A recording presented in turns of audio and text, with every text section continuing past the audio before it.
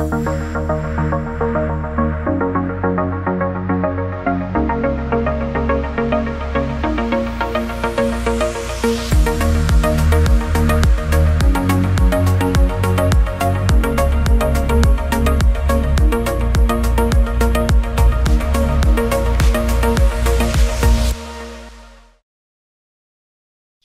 Dassault, bonjour. Bonjour, monsieur l'ambassadeur. Nous avons 15 minutes pour balayer le spectre infini de l'innovation technologique et l'entreprise.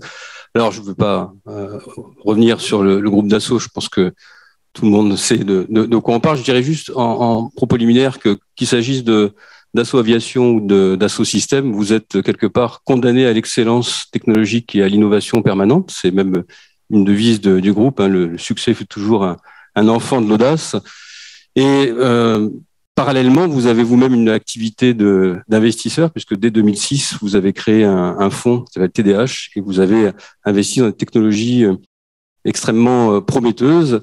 Alors, première question, elle va être très simple. Avant la crise du Covid, Dassault Systèmes a fait l'acquisition de Medidata, qui permet de mettre le numérique au service de la recherche en matière de santé, et pas seulement pour trouver de nouveaux vaccins, mais aussi pour accélérer les essais cliniques, ce qui a permis notamment, on l'a vu à travers la crise du Covid, de passer de parfois 10 années de longues expérimentation et essais à moins d'un an. Donc une véritable révolution. Donc la première question que je vous pose, c'est quand on est un grand groupe, un industriel, comment est-ce qu'on capte l'innovation technologique? Je pense que l'innovation passe par la prise de risque.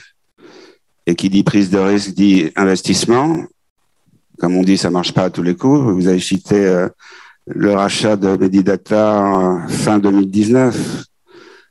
Je ne sais pas si on en a eu de la chance, mais en tout cas, ce qui est important, c'est que au niveau international, on a pu faire avancer la recherche de vaccins. Et je dirais malheureusement, c'est pas fini parce que, vous le savez, l'actualité nous le démontre ces jours-ci. Il y a déjà un nouveau variant qui débarque et j'ai peur que malheureusement, ce ne soit pas le dernier. Donc, on a toujours cherché, et à travers l'aviation, à imaginer des avions qui, en construction, en études, mettent plusieurs années à être conçus. Et il faut donc présager du futur. Et c'est le futur qui nous motive. Dans votre activité d'investisseur, quand on regarde un petit peu votre portefeuille, on est frappé par la diversité des secteurs dans lesquels vous avez vous-même investi, que ce soit la cybersécurité avec l'entreprise Walix, qui a notamment comme point fort de détecter très en amont les intrusions dans les systèmes informatiques, mais vous avez aussi ce qui peut paraître plus curieux, mais très intéressant, investi dans une entreprise qui s'appelle Kista, qui lutte contre les moustiques. Pour ceux qui ne le savent pas, mais je pense que la plupart d'entre vous le savent, c'est aujourd'hui un des pires fléaux sur la planète, avec un demi-million de victimes chaque année, de morts.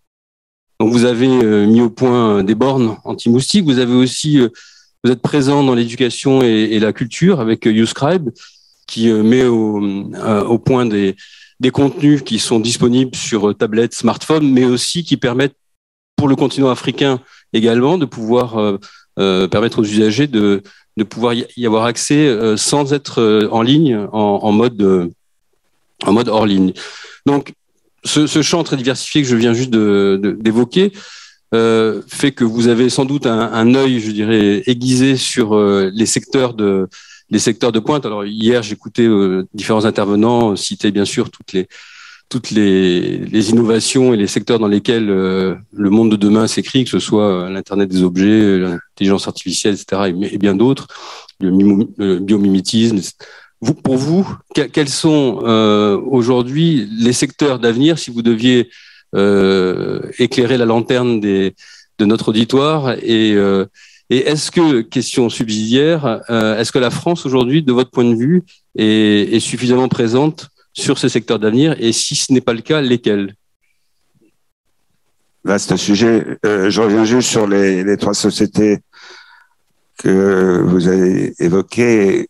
et j'ai demandé d'avoir les dates d'investissement. C'est intéressant, en tout cas, sans me jeter des fleurs, c'est-à-dire que Uscribe, j'ai investi en juin 2010, Walix sur la sécurité informatique en juin 2011, et la dernière Keystar en 2017, mars 2017. Je me présente toujours comme un investisseur qui a, entre guillemets, je ne sais pas si ça peut être traduit en anglais d'ailleurs, du pif. Ça ne marche pas à tous les coups, bien sûr, parce que finalement, quel que soit l'investissement, c'est le management, le manager, la gouvernance qui sera le plus important. Vous pouvez avoir la meilleure idée, le meilleur produit. Je dirais qu'à la limite, il faut savoir retourner à 180 degrés, reconnaître ses erreurs et ne pas s'enfoncer. J'ai eu plusieurs cas, évidemment. Ça ne marche pas à tous les coups, mais j'ai eu plusieurs cas. Donc, ça me conforte dans le fait que il n'y a qu'une question à poser. C'est ce que faisait Napoléon pour nommer ses généraux. Et c'est simple, il leur demandait, est-ce que vous avez de la chance? Alors, en général, je ne sais pas s'ils étaient honnêtes et qu'ils répondaient oui ou non, mais c'est vrai que la chance est importante. Et la sécurité informatique, évidemment, c'est dans l'air du temps, si je puis dire, mais d'autant plus que maintenant, c'est pas juste de voler, de subtiliser des secrets, c'est de bloquer les serveurs d'une entreprise. Donc, je donne un chiffre comme ça, si s'équiper de Walix, ça coûte 50, le blocage et le déblocage, le ransomware, va coûter 200 ou 300. Alors, encore récemment, on disait non, mais on ne sera pas attaqué. Et en fait, tout le monde le dit, c'est pas une formule personnelle, c'est je ne suis pas attaqué aujourd'hui, mais quand est-ce que je serai attaqué? Parce que ça arrivera et tout le monde est concerné. Moi, on m'a cité il y a déjà des années un architecte qui s'est fait bloquer son PC ou son Apple et on lui a restitué 2 ou 3 000 euros. Donc, si c'est multiplié par 100, 500 ou 1000, ben, les personnes ont fait leur journée. Donc, est-ce que l'État français soutient? Oui, c'est son fonds. Vous savez, j'avais investi en 1995-1996 dans la société J'aime Plus, fabricant et leader à l'époque de cartes à puce, à mon petit niveau TDH, mais surtout pour le groupe Dassault. Tout s'est bien passé, mais à partir du moment où J'aime Plus est devenu une cible de nos amis américains, c'était moins bien. Et à l'époque, on avait essayé de récupérer un actionnaire comment dirais-je, bien français, si je puis dire. On avait pris sa gemme.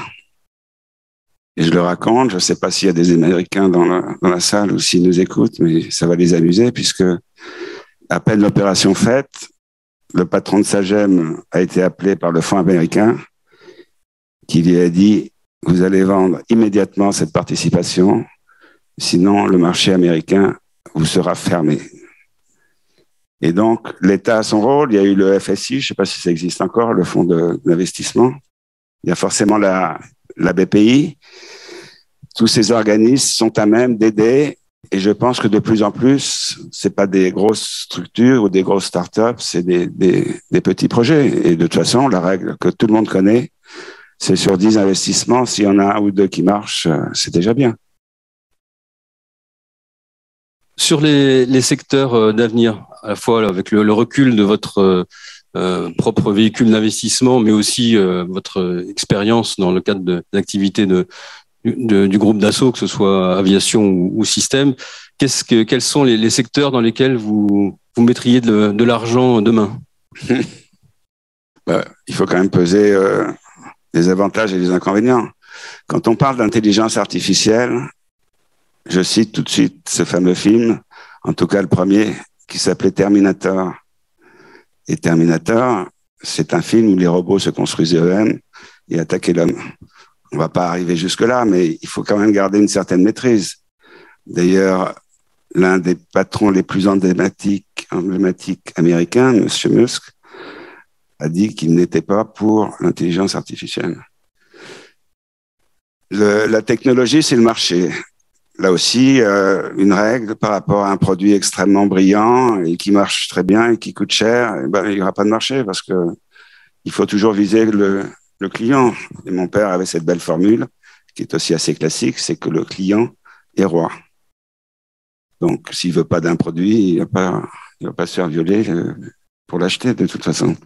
Donc, vous avez cité l'IA, il y a l'IoT. Alors, l'IoT, là aussi, à un moment, TDH était actionnaire d'une société qui s'est appelée Connectis Open Trust, puis iDynamic. C'était donc la sécurité des liaisons entre les voitures et le fabricant, entre l'avion et, je ne sais pas, le fabricant en général. C'était pour analyser les données, voir si tout marchait bien. Et finalement, il y a quelques années, là aussi déjà, des journalistes ont piraté, je crois que c'était une Jeep, et ont fait accélérer, freiner à distance. Évidemment, on est de plus en plus dans ce schéma, à tel point que maintenant, on a un gros souci de puces. Il n'y en a pas assez et ça retarde la production automobile. Et j'ai vu un reportage il y a quelques semaines où on disait, ben voilà, il y a l'écran digital, mais on va le remplacer par l'écran aiguille. On revient aux techniques antérieures. Je ne peux pas conseiller, il n'y a rien. Moi, comme je vous l'ai dit, Walix, c'est une jeune femme que j'avais rencontrée dans une autre participation qui m'a mis en rapport. Pour YouScribe, j'étais avec le fondateur Jean de Corbion sur chapitre.com, qui était un site qui permettait de trouver des livres épuisés facilement ou des livres anciens. Donc il a monté ce site. On s'est pas dit tiens on va viser l'Afrique. Ça s'est fait petit à petit. Et d'ailleurs je les ai pas remerciés, mais je remercie la famille Rémillard de m'avoir convié à cette table ronde. J'ai pu rencontrer à l'époque Madame Michael Jean, qui était la directrice générale de la francophonie, et je lui ai parlé de ce projet et des filiales d'Orange, parce que c'est pas Orange Afrique, chaque pays a ses filiales, ont participé à la commercialisation de ce produit. Et là, je dis, si on arrive à éduquer un jeune qui va apprendre un métier, il va donc gagner de l'argent et on le sortira de la pauvreté.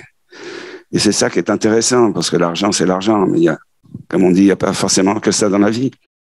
Surquista, c'est une société qui était dans le sud de la France, avec qui j'ai été mis en contact. Là aussi, je les ai pas trouvés comme ça. Et comme vous l'avez signalé, c'est pas effectivement les campings, les hôtels, les particuliers du sud de la France uniquement.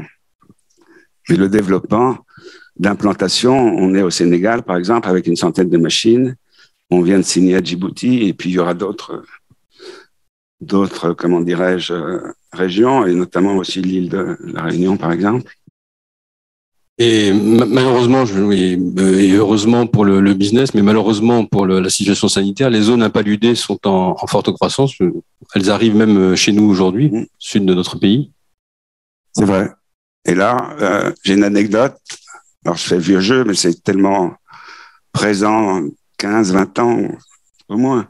Des bagagistes d'Orly ont attrapé le paludisme. Parce que dans les soutes, s'étaient glissés quelques moustiques. Alors, ce que je voudrais vous dire aussi, surtout, c'est que j'investis, je suis pas un investisseur dormant, et ce qui m'intéresse, c'est le marketing, c'est d'avoir des idées, c'est de pouvoir proposer des produits dès que je peux. Si je suis dans un hôtel dans le sud et qu'il y a plein de moustiques, évidemment, je pense à Kista. Au niveau de la sécurité informatique, c'est toujours un peu plus compliqué parce que les responsables se disent toujours bien protégés, mais c'est pas souvent le cas, en fait. Dans un investissement, dans une nouvelle technologie, dans une start-up, il y a, vous l'avez dit, l'idée.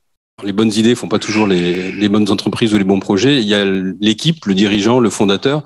Et il y a aussi, pour en avoir parlé avec vous, le sens qu'on met dans tout ça. Toutes les innovations sont pas forcément bonnes à prendre. Certaines font aucun sens, d'autres peuvent avoir un impact fort. Est-ce que dans ce triangle, aujourd'hui, pour vous, la notion d'impact est importante dans vos choix? Oui, c'est une excellente question parce que qui dit impact dit commercialisation. Comme je vous l'ai dit tout à l'heure, si le produit est formidable et que personne n'en veut, l'impact, c'est zéro. Donc, comme je l'ai dit, on vise quelque chose, on peut se tromper, il faut faire non pas machine arrière, mais retourner à droite ou à gauche pour imaginer quelque chose d'autre. C'est le client qui décide de toute façon. Donc c'est ça qui me motive. Maintenant peut-être plus avec l'éducation dans les pays africains et la lutte contre les maladies transmissibles par les moustiques, ça me plaît bien. Peut-être pour terminer avec les 3 minutes qui nous restent, est-ce que vous avez le sentiment qu'aujourd'hui, il y a un secteur critique dans lequel notre pays ou nos entreprises auraient insuffisamment investi et sur lequel il faudrait rattraper le temps perdu? Bah oui, il y en a un d'actualité, c'est les vaccins.